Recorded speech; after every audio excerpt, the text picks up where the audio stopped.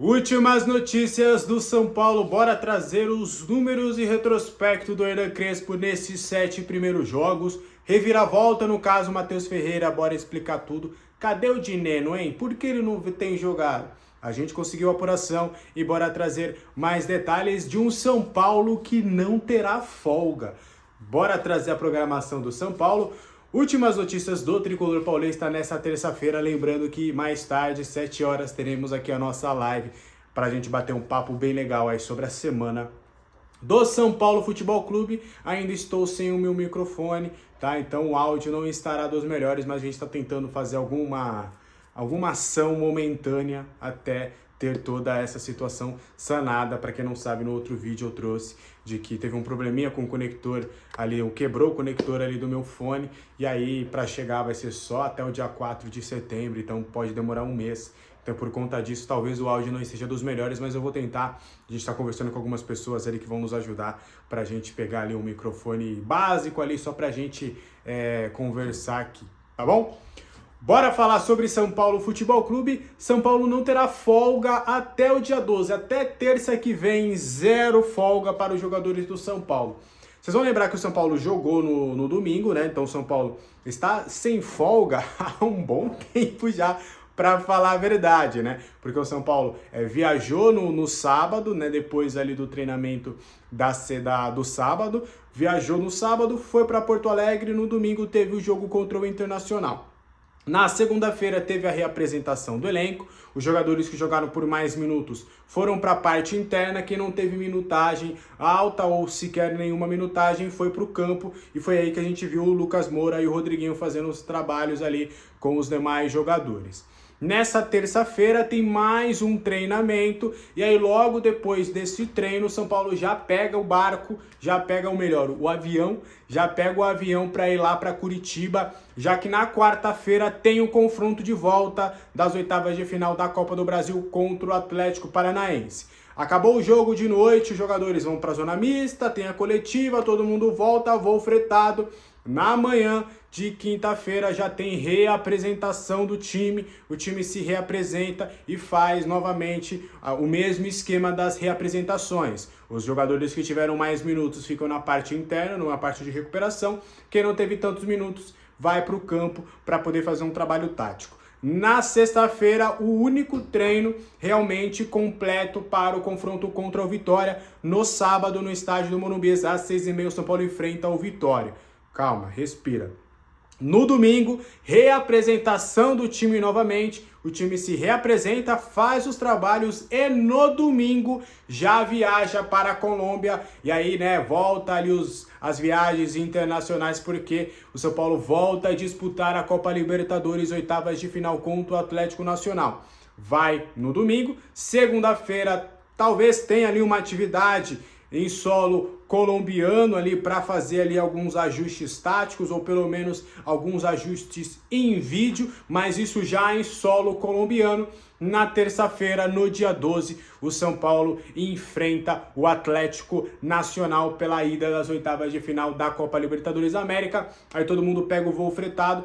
A tendência, tá, ainda não é confirmado, porque a comunicação do São Paulo divulgou só até o jogo da Libertadores. Mas é provável que o dia 13, quando eles retornarem, seja o dia de folga, e aí a reapresentação no dia 14, 15, e aí no dia 16 o São Paulo enfrenta o Sport, ou talvez nem tenha, né? Porque o jogo também é fora de casa, então no dia 15 já teria que viajar, enfim. O São Paulo ainda vai cuidar dessas questões, mas é o São Paulo que vai ficar sem folga até o dia da Copa Libertadores da América, tá? Antes da gente continuar, se torne membro deste canal para você ter conteúdo exclusivo. São vídeos exclusivos, na participação nas lives de pré e pós e o nosso grupo do WhatsApp. Dar as boas-vindas ao Luiz Otávio, o Tavinho, que entrou na última segunda-feira lá no nosso grupo, se tornou membro do nosso canal no Plano Mundial 2005 e está fazendo parte dessa comunidade que mais cresce entre os tricolores, e você pode também fazer parte dessa, tá? Bora continuar trazendo mais informações sobre o São Paulo Futebol Clube. falar sobre a reviravolta no caso do Matheus Ferreira. A gente tinha noticiado no fim de semana que o jogador, junto ao seu staff, teria solicitado ali, teria uma conversa para rescisão contratual do atleta para ele retornar para o Vasco da Gama. Ele está emprestado pelo Vasco por uma temporada até o término ali da Copinha do ano que vem. Aliás, até o final do ano, na verdade, né? Tá esse empréstimo do atleta. E aí o São Paulo queria ficar com o jogador e tudo em definitivo. Tem um plano de carreira para ele. Ele tá passando por alguns problemas pessoais. Então, por conta disso, havia esse imbróglio e tudo se caminhava por uma rescisão contratual. Mas o São Paulo conversou com o Matheus Ferreira, que aí ele explicou o que estava acontecendo, houve ali uma conversa bem bacana entre as partes e foi fidelizado o quê?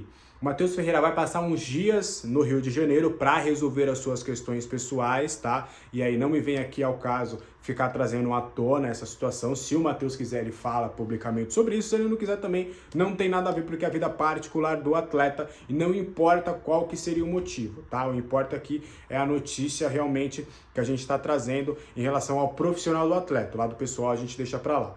Mas ele está cuidando dessas questões pessoais no Rio de Janeiro, vai ficar uns dias no Rio e é aguardado no CT de Cotia para se reapresentar e aí dar continuidade no segmento da temporada. Ele vai fazer ali uma preparaçãozinha física, tudo ajeitado bonitinho, e aí depois ele já vai voltar às partidas. Então é mais ou menos nesse sentido que houve esse acordo. O São Paulo apresentou para o Matheus Ferreira a importância que ele tem dentro do clube e quanto o clube pretende realmente ter essa projeção de carreira do Matheus Ferreira. A gente trouxe no vídeo de sábado que ele era um jogador de seleção brasileira, ele era convocado frequentemente para a seleção brasileira, teve um período de baixa ali no Vasco, onde o São Paulo meio que falou, não, vamos apostar em você, a gente vai conseguir fazer você voltar a esse alto nível e ser esse jogador promissor que sempre foi nas categorias de base. Então o São Paulo confia muito nisso, apresentou um projeto para ele, já em 2026 ele já deve inclusive se ambientar ao elenco profissional. O Crespo inclusive teve boas referências dele, ao que tudo indica também o Crespo gostaria de contar com ele num projeto a longo prazo. Então por conta disso, São Paulo, entre aspas, não diria convenceu, mas as partes se conversaram, o Matheus Ferreira vai continuar no São Paulo Futebol Clube, ele só vai resolver essas questões pessoais e logo tá de volta. O São Paulo que já está se preparando para o término da temporada, o término do empréstimo dele em relação ao Vasco, o São Paulo pagar esse 1,5 milhão de reais referente ao Vasco para quitar aí, para ficar com o jogador em definitivo a partir de 2026. Beleza? Bora continuar trazendo mais informações sobre o São Paulo Futebol Clube. Hernan Crespo tem um aproveitamento inacreditável nesses 7 primeiros jogos com a camisa do São Paulo. O treinador, né, que atuou no São Paulo na beira do campo nas últimas 7 partidas, tudo começou ali depois da pausa da Copa do Mundo de Clubes, teve a saída do Zubeldia ali alguns dias depois ali da derrota contra o Vasco. Na reapresentação do time, o Crespo já teve ali a intertemporada para preparar esse time, para fazer esse time jogar. Aí neste período só teve uma derrota, que foi justamente na primeira partida. O São Paulo acabou perdendo para o Flamengo por 2-0 lá no estádio do Maracanã, e também não teve lá uma atuação muito bacana, e aí todo mundo ficou com aquela questão, tá vendo, será que o Crespo vai conseguir? Mas já no confronto seguinte, o São Paulo conseguiu um empate em 2-2 contra o Bragantino, e aí empilhou uma sequência incrível de vitórias, de 5 vitórias, tanto no Campeonato Brasileiro quanto na Copa do Brasil. Então São Paulo venceu o Corinthians, o Fluminense, o Juventude, o Atlético Paranaense e o Internacional. São 5 vitórias, é algo que o São Paulo não conseguia desde março de 2022.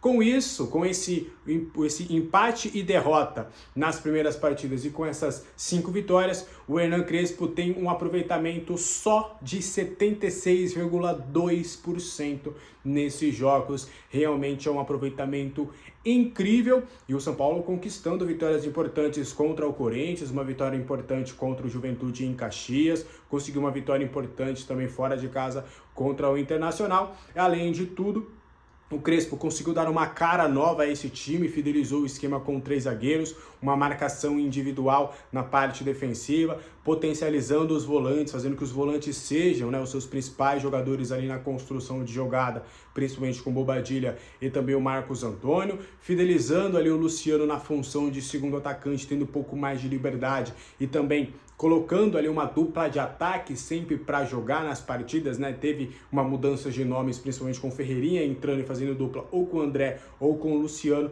Então o Crespo que conseguiu dar uma cara nova para esse time do São Paulo. O que você tem achado desse time do São Paulo? Quero saber a sua opinião aqui nos comentários.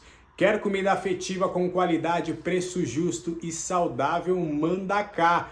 A nossa parceira aqui do canal, que nos dá o cupom Alexander para você fazer a sua compra. Aqui embaixo na descrição tem o link da Mandacá para você ver as marmitas, os sucos, os doces e também os salgados. Tem pizza, cara, pizza, sabe, R$ 9,90, é uma refeição completa.